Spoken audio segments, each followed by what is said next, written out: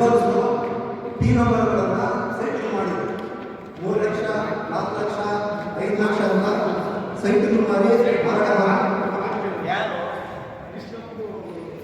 ಮಾರಾಟ ಮಾಡಿದ್ದಾರೆ. ಹಾಗಾಗಿ ಅದನ್ನ ನೀವು ಸರ್ವೆ ಮಾಡಬೇಕು. ಸರ್ವೆ ಮಾಡಿ ಚಿಕ್ಕಮುಟ್ಟಿಗೆರೆಯಿಂದ ಹೊಸಕೆರೆ ಅಂದ್ಬಿಟ್ಟು ಒಂದು ಕೆರೆ ಇದೆ. ಆ ಕೆರೆಗೆ ನೀವು ರಸ್ತೆ ಮಾಡಬೇಕು. ಯಾಕಂದ್ರೆ ಎಲ್ಲ ಒತ್ತುವರಿ ಮಾಡ್ಕೊಂಡಿದ್ದಾರೆ. ಮತ್ತೆ ಸರ್ವೆ 38 ಅದರಲ್ಲಿ ಸುಮಾರು 1 ಎಕರೆ ಅಷ್ಟು ಜಮೀನನ್ನ ಕಬಳಿಕೆ ಮಾಡಿಕೊಂಡಿದ್ದಾರೆ. ಊರಿನ ಒಂದು ಬಲಾಢ್ಯರು. ಅದರಿಂದ ಸುಮಾರು 7 ಎಕರೆ ದಲಿತರಿಗೆ ಮತ್ತು ಕೊರಚಾಕರ್ಮ ಆ ಒಂದು ಸಮುದಾಯ ಇರ್ತಕ್ಕಂಥ ಒಂದು ಜಮೀನುಗಳಿಗೆ ಸುಮಾರು 7 ಎಕರೆ 8 ಎಕರೆ ಜಮೀನಿಗೆ ಅಡ್ಡಿ ಮಾಡ್ತಾ ಇದ್ದಾರೆ. ಇದ್ರ ಬಗ್ಗೆ 1995ರಲ್ಲಿ ಮುಖ್ಯಮಂತ್ರಿಗಳೇ ಸೂಚನೆ ಮಾಡಿದ್ದಾರೆ. ತಹಶೀಲ್ದಾರ್ ಆಫೀಸ್ ಈ ಜಮೀನು ಸರ್ಕಾರದ್ದು ಉಳಿಕೆ ಆಗಬೇಕು ಅಂತ. ಆದ್ರೂ ಆ ಆದೇಶ ಹೋಗಿದೆ, ಎದುರಾಳಿ ಹೋಗಿದೆ. ಆದರೂ ಸಹ ಅವರು ರಾಜಾರೋಷವಾಗಿ ಅಲ್ಲಿ 25 ವರ್ಷಗಳಿಂದ ಭತ್ತ ಬೆಳೀತಾ ಇದ್ದಾರೆ, ಜೋಳ ಬೆಳೀತಾ ಇದ್ದಾರೆ.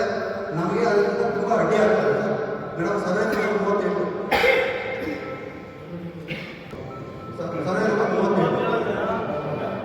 ರಾಜಾರೋಷವಾಗಿ ಸೈಟ್ ನಿರ್ಮಾಣ ಮಾಡ್ತಾ ಇದ್ದಾರೆ. ಅದನ್ನ ನೀವು ಅಧಿಕಾರಿಗಳು ಆ ಒಂದು ಚಿಕ್ಕಮುಟ್ಟಿಗೆ ಬರಲೇಬೇಕು.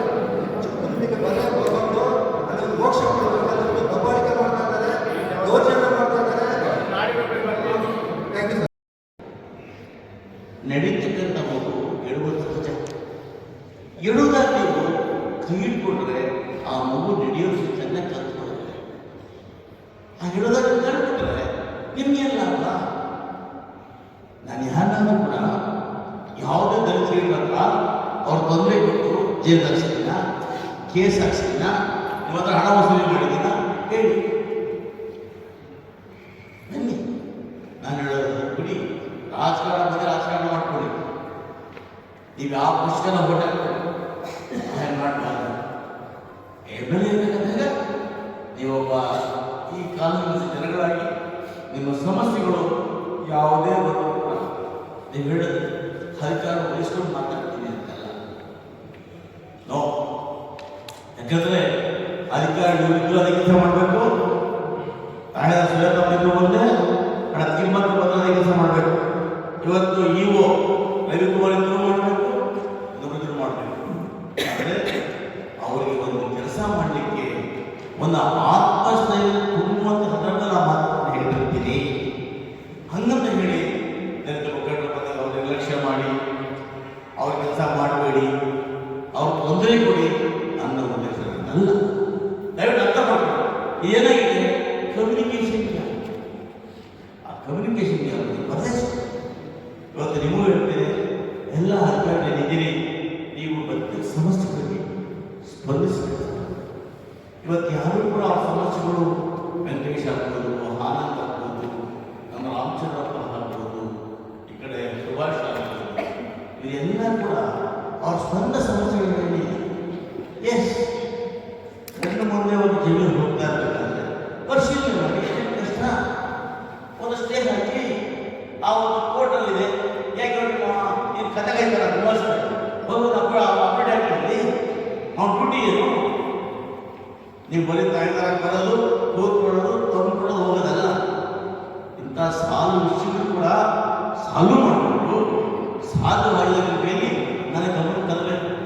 ನನ್ನ ವಾರಕ್ಕೆ 2 ಪುಸ್ತಕ ಬರ್ತೀನಿ. ಇಂಥ ಹಂತರಗಳಲ್ಲಿ ದಲಿತ ಮುಖಂಡರು, ಸಾರ್ವಜನಿಕ ಮುಖಂಡರು, ಯಾವುದೇ ಮುಖಂಡರು ದೂರು ಕೊಟ್ಟಿದ್ರೆ ನನ್ನ ಗಮನ ತಂದಾಗ ಅದನ್ನು ಪರಿಹಾರ ಮಾಡುವ ಕೆಲಸವನ್ನು ಮಾಡಬೇಕಾಗ್ತದೆ. ನಿಮ್ಮ ಅಧಿಕಾರಿಗಳು ನೀವು ಆಗಿದ್ದಾಗಿ ಸಭೆಗಳನ್ನು ಕರೀಬೇಕು. ಆ ಸಭೆಗಳನ್ನು ನಾವು ಖಂಡಿತ ಕರೀತೇವೆ. ಸಭೆಗಳು ಕರೆದಿದ್ದು ಕೂಡ ನಿಮ್ಗೆ ಎಲ್ಲೆಲ್ಲಿ ಸಮಸ್ಯೆ ಆಗುತ್ತೋ ಅಲ್ಲೆಲ್ಲ ಒಂದು ಮುಕ್ತಾಗಿ ಭೇಟಿ ಮಾಡಿ ಈ ಸಮಸ್ಯೆಗಳಿಗೆ ಸಾಲ್ವ್ ಮಾಡೋಣ. ಬಡವರಿಗೆ ನಿವೇಶನ ಕೊಡೋಣ, ಬಡವರಿಗೆ ಮನೆ ಕೊಡೋಣ, ಬಡವರಿಗೆ ಜಮೀನು ಕೊಡೋಣ.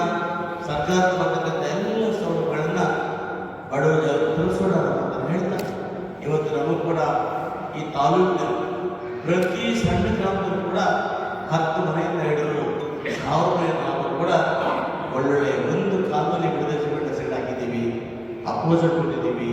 ಐಮಾತೆ ಕೊಟ್ಟಿದ್ದೀವಿ, ಶುದ್ಧಿ ಕುಡಿಯೋದಕ್ಕೆ ಕೊಟ್ಟಿದ್ದೀವಿ. ಇನ್ನೂ ಹಾಕ್ತಾ ಇರ್ತಾರೆ. ನಿರಂತರ ಸಮಸ್ಯೆ ಬರ್ತಾ ಇರ್ತಾರೆ.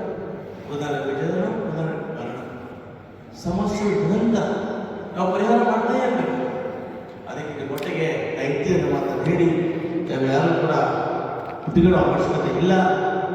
ನಾವು ನಿಮ್ಮ ಒಟ್ಟಿಗೆ ಸದಾಕಾಲ ನಾನು ನಿಮ್ಮೆಲ್ಲ ಅಧಿಕಾರಿಗಳು ಸೇವೆಗೆ ಇರ್ತೀವಿ ಅಂತ ಮಾತನ್ನು ಹೇಳಿ ಇವತ್ತು ಸಭೆ ಬಂದು ನಾವೆಲ್ಲ ಬಂದು ಸಭೆ ನಡೆಸ್ಕೊಟ್ಟಿದ್ದೀರಿ. ನಿಮ್ಮ ಸಮಸ್ಯೆಗಳನ್ನು ಹೇಳಿ ನಮ್ಮ ಕಣ್ಣನ್ನು ತಿಳಿಸಿದ್ದೀರಿ. ಖಂಡಿತವಾಗ್ಲೂ ಕೂಡ ನಿಮ್ಮೆಲ್ಲ ಸಮಸ್ಯೆಗಳು ಸ್ಪಂದಿಸಿ ಕೆಲಸ ಮಾಡ್ತೇವೆ. ಸಭೆಗೆ ಬಂದು ಅಮೂಲ್ಯವಾದ ಕೊಡುವುದಕ್ಕಾಗಿ ತಮ್ಮೆಲ್ಲರಿಗೂ ಕೂಡ ಅಭಿನಂದಿಸಿ ಧನ್ಯವಾದ ಹೇಳ್ತೇವೆ.